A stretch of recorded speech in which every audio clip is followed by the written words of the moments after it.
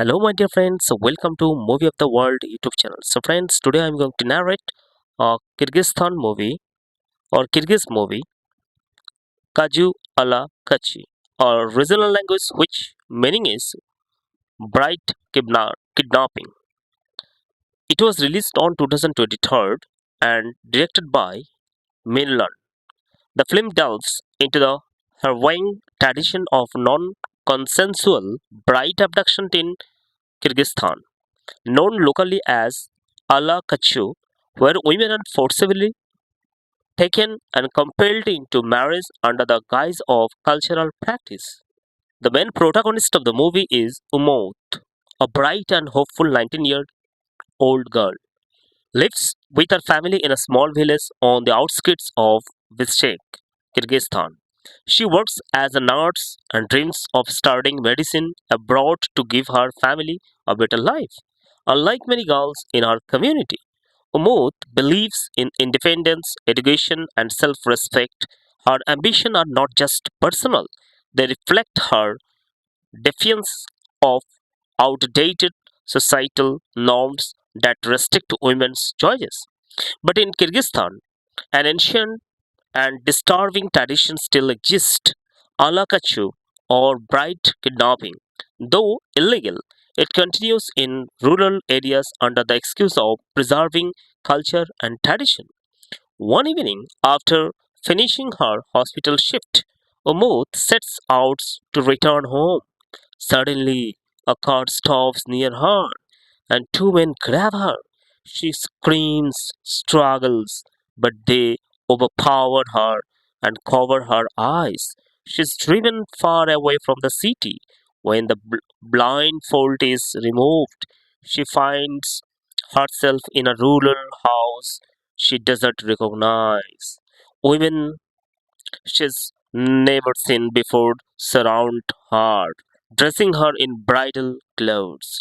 Shocked and terrified, Umut tries to escape, but everyone insists. This is tradition. You are lucky. He chose you. Her captures is Sarmen, a young man from the village who has seen Umut a few times and decided he wants her as his wife.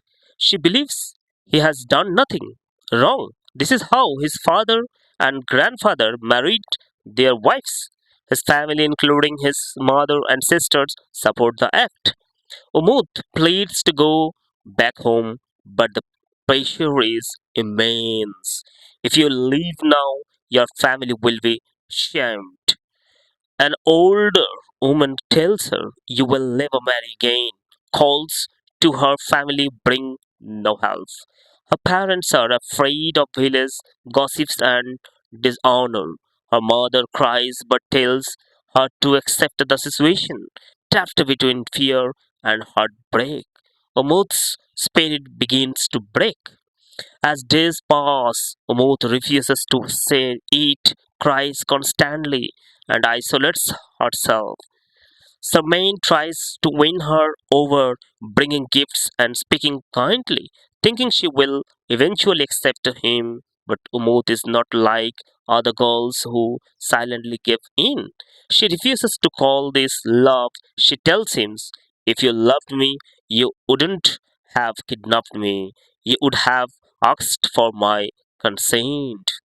Umut's strength begins to disturb Sarmaine for the first time.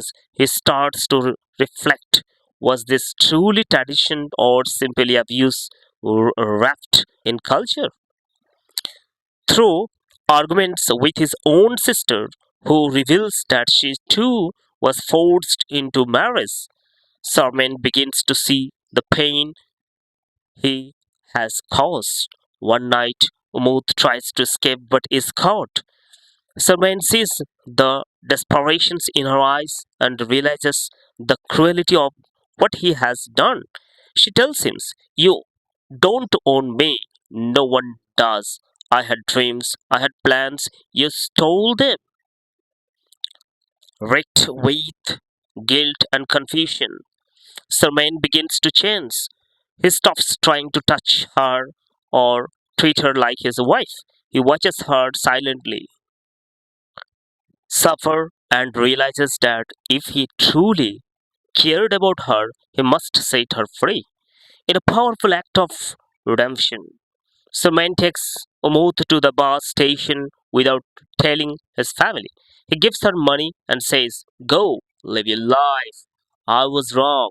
Umut looks at him, wounded but grateful. She boards the bus and doesn't look back. Months later, we see Umut is a completely new light, confident, dignified, speaking at a conference for women's rights. She shares her story with a hall full of people, many of them young girls from rural Kyrgyzstan. She says, "I was kidnapped and forced into marriage. I escaped. I was told I would be sh- shamed, but I found strength and saying, no, I am not just a survivor. I am a voice for the voiceless." Her speech ends in applauses. Her eyes fill with tears, not of pain, but of pride. Kij Ala Kachus is not merely a love story,